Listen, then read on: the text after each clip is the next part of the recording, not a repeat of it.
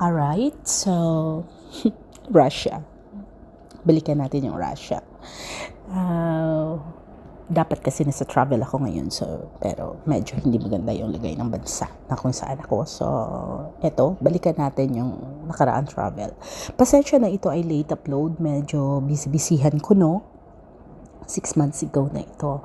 Tawag dito kung saan kami ay nag-celebrate ng Christmas and New Year sa Russia, St. Petersburg and Moscow.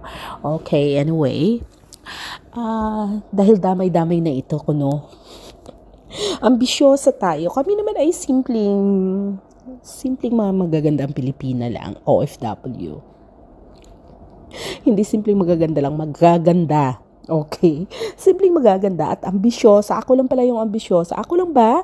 Anyway, damay-damay na ito dahil dinamay ko na itong aking mga kaibigan na kung saan magaganda. Kami naman ay naniniwalang hindi namin kailangan ng lalaki para kung saan makakarating daw. Hindi kailangan natin ng lalaki. Okay, anyway. Real talk ito. Wow, real talk. Ang totoo niyan kasi, hindi ko alam kung dapat ba sabihin or siguro naman hindi naman nakakatakot sabihin. Ang first day namin ito sa Russia. Excited, syempre grabe. Medyo nag-aral pa kami ng very, very light ng language nila. And talking about Russia, my goodness. Bago ka pumunta doon, kailangan ay kahit pa paano meron kang basic knowledge ng kanilang language. Kasi hindi sila talaga nag-a-adjust. Walang English communication. So language barrier is napaka-difficult po. So, ang ginagawa ay translator. Anyway, mamaya natin pag-uusapan yan. Ito yung aming journey papuntang Russia. Hi! Sobra. As in. So, kami ay nag-travel pa lang. So, medyo mahirap ang luggage, no? Kasi ang lalaki ng dala, gawa ng doon ay nagsi-17 degrees. So, sa airport pa lang, akala mo ang laki na ng luggage, pero kakaunti lang ho talaga yon. Yun ay yung mga winter clothes. So, tapos, natakot kami ng kaibigan ko. Actually, 3 kami. Kasi sa sobrang excitement, hindi ko alam kung anong meron sa amin. Kasi ako yung unang nasa immigration area. Nakarating na kami doon. Nakarating na kami sandali lang. Yun sa eroplano pala. Dahil naka sleeveless daw ako, no? Pero nilagay ko naman yung bra. At ako yung ang tawag dito. Ano ba yun? Basta naka-winter clothes na yan. Thermal clothes na yung aking sleeveless. Kasi nga, pinaghahandaan na namin yung weather. Dahil sa pinanggalingan namin dito sa Qatar ay malamig din. Nasa 17 to 20 degrees, ganon. So, malamig na rin naman na yon. So, ina-expect namin doon dahil nga sobra, nag-negative, nagpag-winter clothes na kami. Pero sleeveless na naman yung suot ko. Tsaka, sa aeroplano, sobrang init na init ako. Hindi ko alam kung ako may diferensya or talagang mainit lang, pero yung mga friends ko naman naka-jacket pa, sabi nga nila mainit din. Pero ako hindi ko kinaya. Hinubad ko talaga yung winter sweatshirt ko ba. Basta ganon. Pero naka-sleeveless man ako. Tapos nakaligtaan ko na yung bra ko pala yun nasa labas. So parang akong si Wonder Woman anyway. Okay. So yun na nga. Pagdating nila ng Russia, kailangan ay hindi mo man gustuhin pero lahat magbabago ang Google Map mo yan, hindi yan gumagana. Ang Uber, wala sila. At i-invade nila, hindi ko alam kung invasion ba ang tawag doon.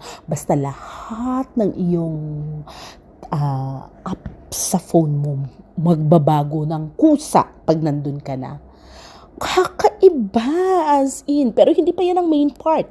Dahil nga kako ay first day namin yan. First day which is kalalapag lang namin sa airport.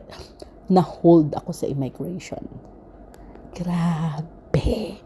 Na-hold ako. Pero hindi ko alam bakit hindi ako natatakot. Wala akong kaba. Actually, excited ako kung anong itatanong. Bakit ako hinold? Kasi kompleto naman kami. Kompleto naman yung visa namin. Kompleto naman lahat. Ang itinerary namin, 3 pages nga because 15 days so ang haba naman. At magkonting yabang tayo. May pera naman kami dala. Oh, anyway, so ganun na nga. Na-hold ako, and next to me is my friend kung saan na-hold din. Pero may nakalusot sa aming isa dahil 3 kami, ang isa nakalusot. So, habang waiting na siya dun sa luggage area, kami ay waiting doon.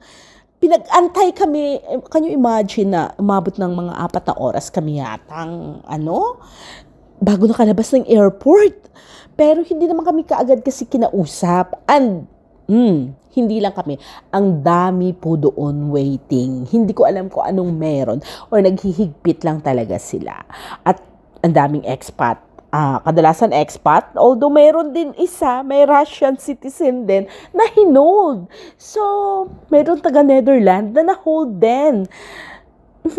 Bakit kami na-hold? Pero ito pa, kinausap na kami. Okay, pinapasok sa room, Ganda ng babae. Naka long sleeve ng white, naka pencil cut ng tight, tapos sexy, tangkad, gandara. Hindi ko alam kung imagination ko lang kakapanood ng CSI or ano. Tapos pag upo na, okay, have a seat, ganyan. Nagpakilala, in fairness, nag-English siya. Okay, although hindi tuloy-tuloy. Katulad din naman namin. Hindi naman ako magaling sa English. Lalo na ako, hindi naman ako magaling.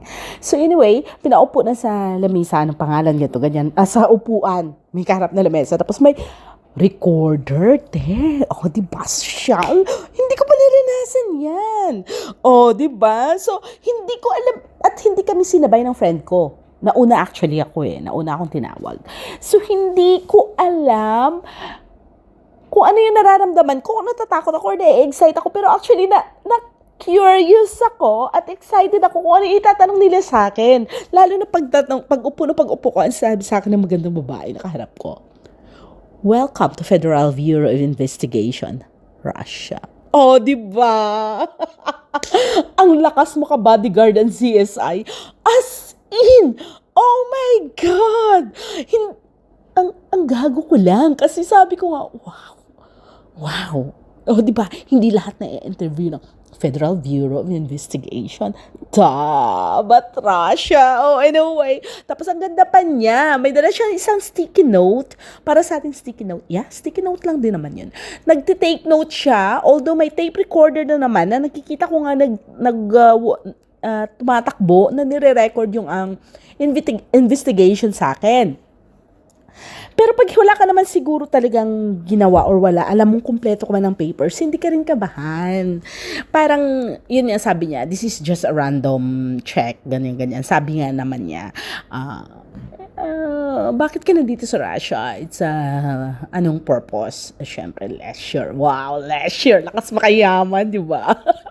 Anyway, tapos, anong pangalan? Saan nagtatrabaho?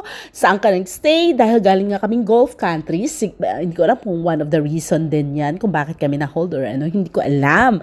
Pero basta, yung mga katanungan na yun, nalaman niya nagtatrabaho ka sa school at maayos naman trabaho, maganda sahod at magkano ang pinaka-focus ng interview ay magkano ang pera ang dala mo sa Russia for the 15 days stay. So I explain. Wow. Sabi ko, meron naman kaming ganito. Meron kaming ganitong amount in rubles, Russian rubles, ang pera nila. Tapos, meron kaming ganitong amount sa dollars. Pinaghandaan talaga actually namin. Naghanda talaga kami. At inipunan din, may fund. Tapos sabi ko gano'n, siguro naman from time to time, kung in case nakapusin pa yan, may backup naman kami. Makakagamit naman kami ng bank namin. Tama. Sabi niyo naman, nang malaman niya yung amount, sabi niya, that's more than enough money. Sabi niya gano'n, to stay for 15 days. Diba? Lakas makayaman.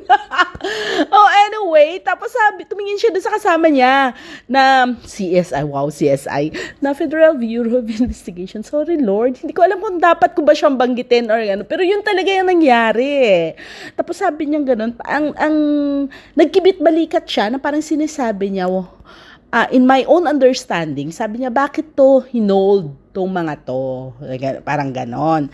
Tapos, yun na yun. Pagkatapos ng okay na, siguro mga less than 5 minutes din naman ako dun sa loob ng room na yun.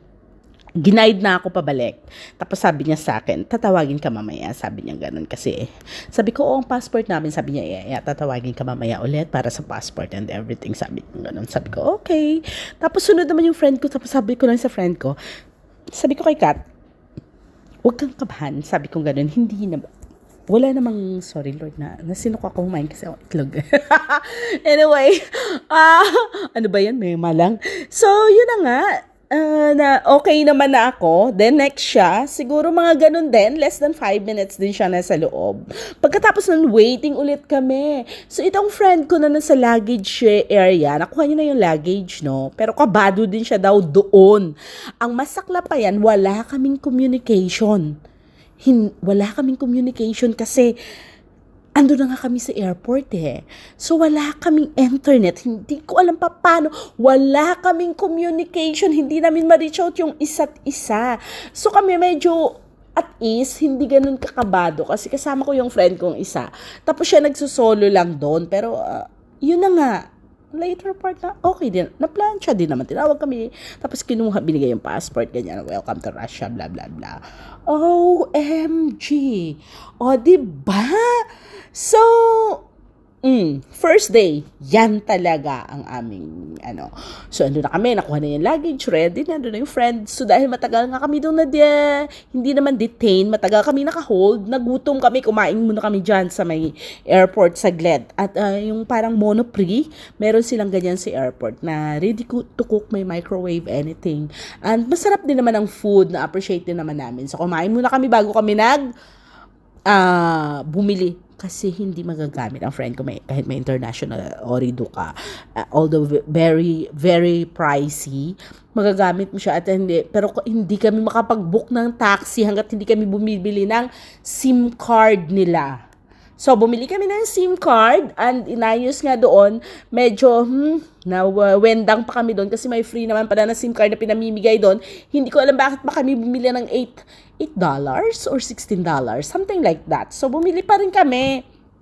Although, ang kagandahan naman yun, may kasama na rin yung internet kasi yun. Pero, dapat hindi na kami bumili kasi, yun na nga. Anyway, bumili kami tapos nag-book kami ng taxi papunta na doon. At paglabas, oh my God.